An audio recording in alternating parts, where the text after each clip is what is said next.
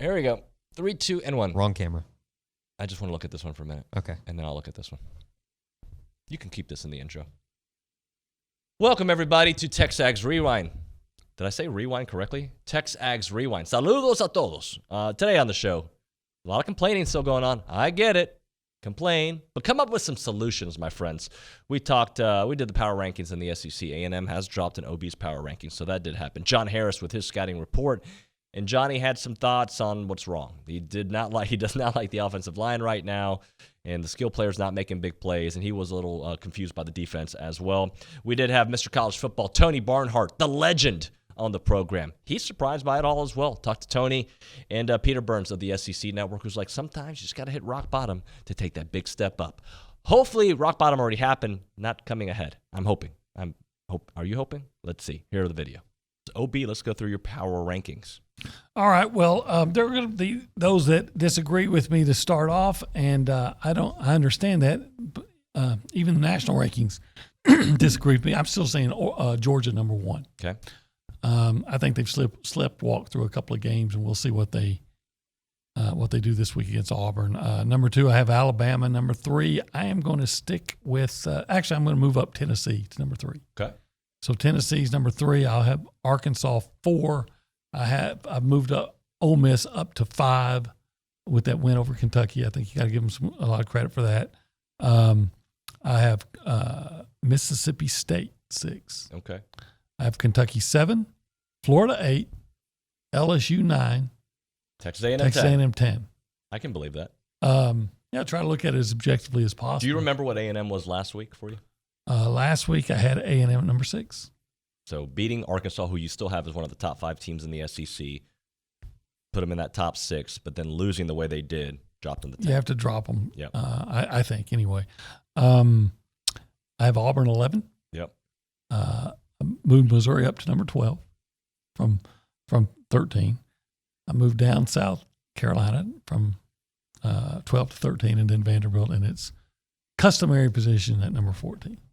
If A&M does something in this game, if they just show you something, does that change the way you look at this season? If they come out and I'm not talking about moral victories here. I'm just saying, hey, they block a little bit. They throw downfield a little bit. Evan Stewart made some plays. Like, yeah, they lost to a better Alabama team, but now I see things developing. Will that change the way you look at it? It might change the trajectory for the second half of the season we've been talking about. Yeah. If you go out and start making some of those plays. I would love A&M to show some diversity in their offense.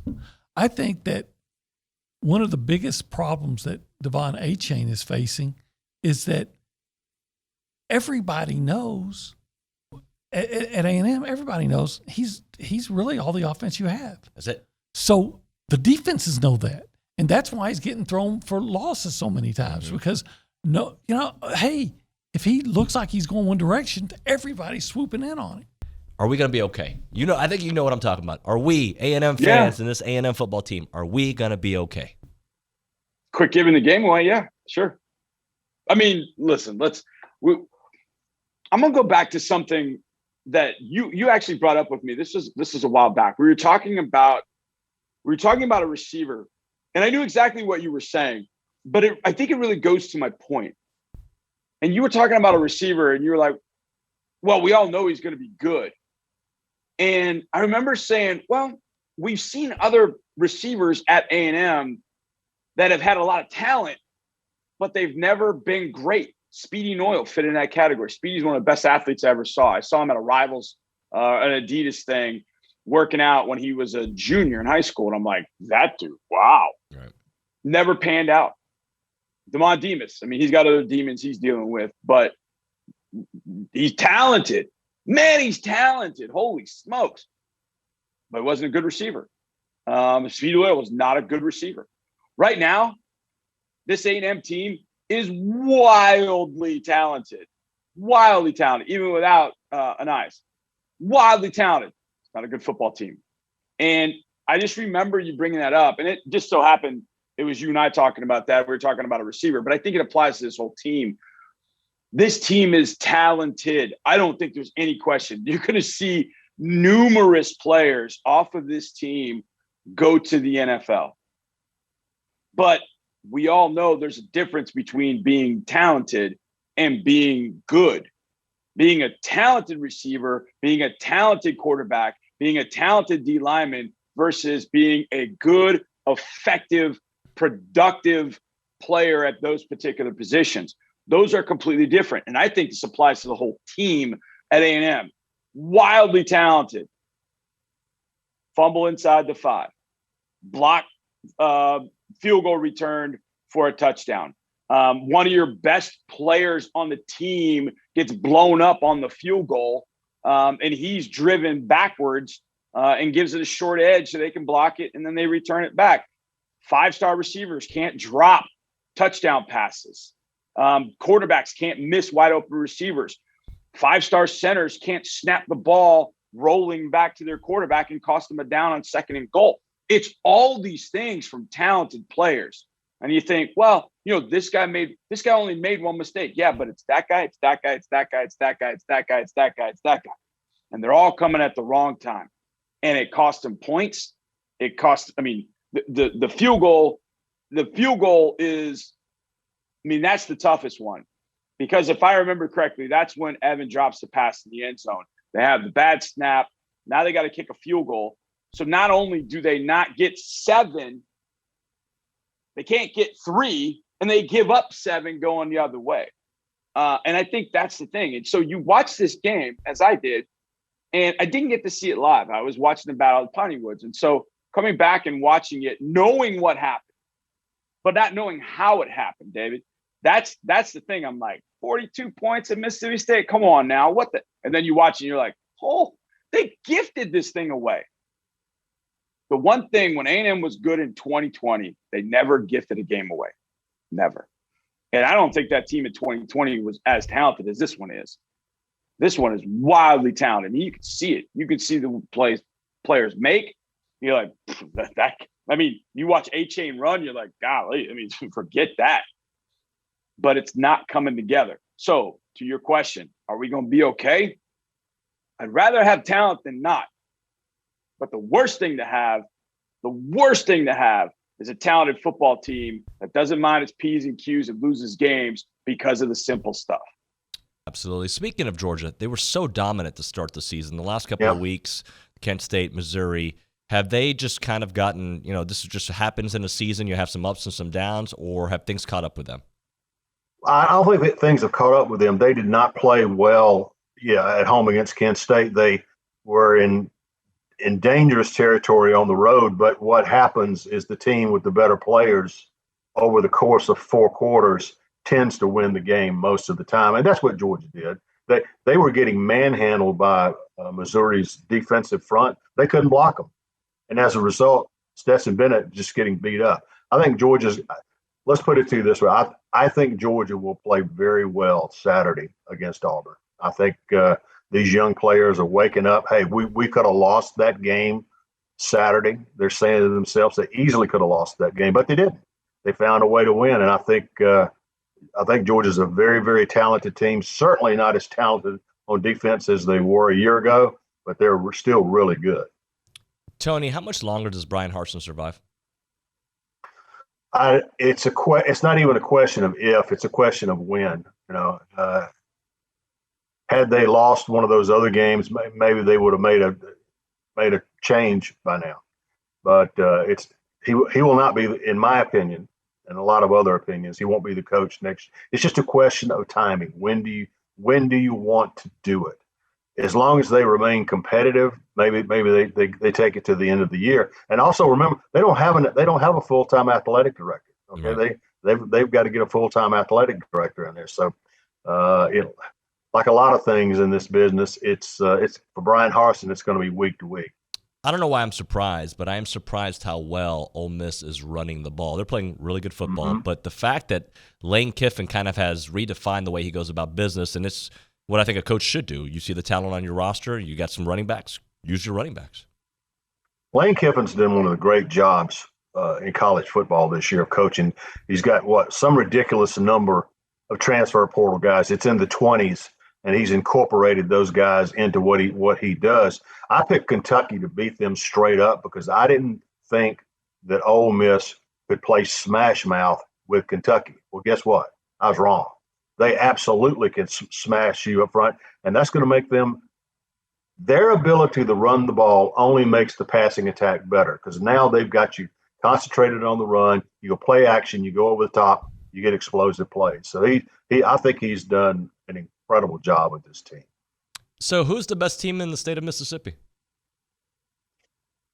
Right now, I still have to go with Ole Miss, but I got to tell you, I was impressed with Mississippi State. And, look, Will Rogers was the leading passer in the conference last year. So that's not – the question was, could he find enough weapons? Could Mike Leach find enough weapons to complement what Will Rogers can do? And right now, the answer looks like, yes, they could have beaten LSU.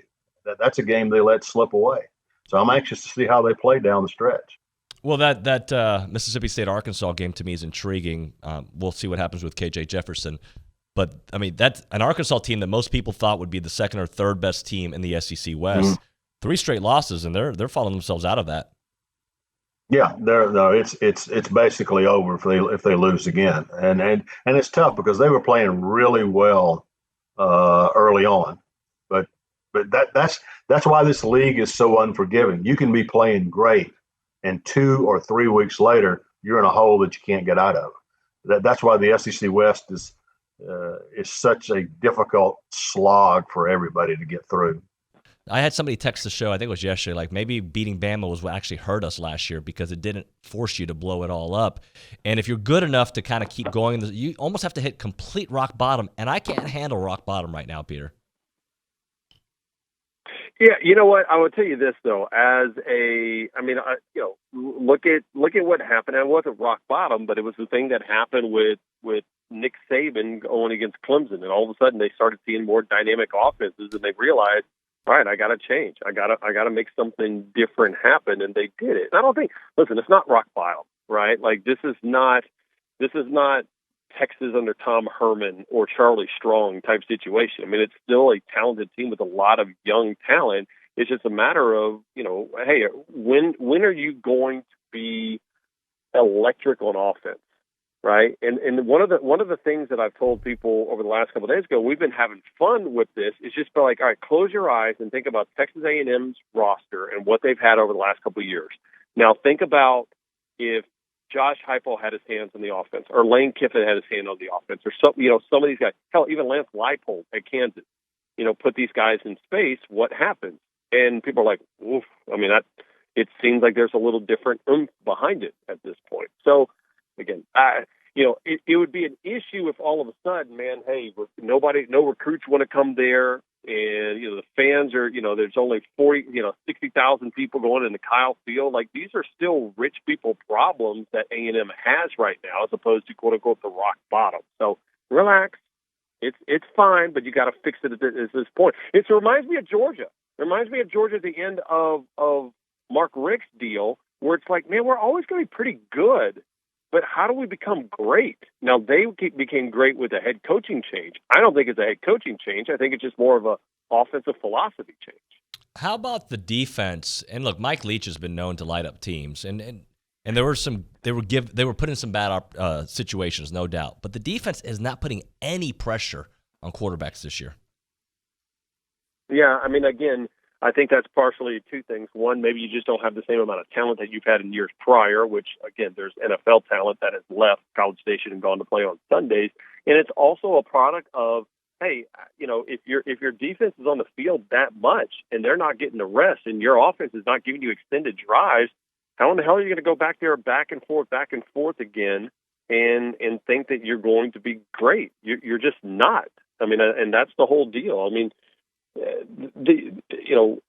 that's what I've learned kind of watching a lot of football on SEC Network with the guys that really know. We talked to Gene Chizik and all these coaches and all these players. They're like, the best thing that can happen to a good defense is A, being talented, one, but on the other side of it is being rested and having, a balanced squad. And they don't have that right now. When the offense puts you in such a precarious spot, man, trust me, as an LSU fan, I feel this. Like what A&M's going through right now is exactly what LSU went through whenever they had Les Miles as their head coach. Great playmakers, a really good defense, but just you never could get it clicking offensively. And it always felt like you were just like depending on field position to win these football games. And that sucked when you looked across and you thought, man, we got a lot of talent that should be scoring a boatload of points. Talking to Peter Burns here on TexAgs Radio, presented by David Gardner's Jewelers. All right, so what are you hearing about Bryce Young? Do you think he's going to play? Do you think it's going to, I know how Nick plays things, but what's your gut here? I mean, my gut feeling is that I wouldn't even let, I would dress him out, but unless he is a 1,000% ready to go, I'm talking like as good as he was for game one of the season.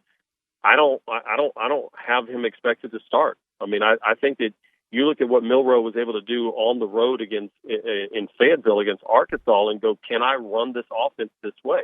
And I think they absolutely can. Do I think Alabama can beat Texas A&M with Milroe as their quarterback? I do. I do believe that's the case. So if I'm Nick Saban, I'm not looking at this going, our team is so good that I don't need to play my starting quarterback. I think I look at it more of, if we're going to win a national championship, it probably is not going to be with Jalen Milroe. It's probably going to be with Bryce Young. And I got to make sure that, I protect him for the remainder of the season. And I also protect the kid being a top draft pick as well. So I'm very curious to see what he does, but I would not have Bryce Young as the starting quarterback when A&M or when Alabama, has the ball coming up. All right, sorry about the voice 2 shows in a row. It's bad. I get it. I just got to deal with it. Just got to do the show. One show at a time. Trying to get through the week to get to Tuscaloosa to go one show at a time. All right, thanks so much for watching. Like, comment, subscribe, all the good stuff. You know what to do. Thank you again. We'll see you next time.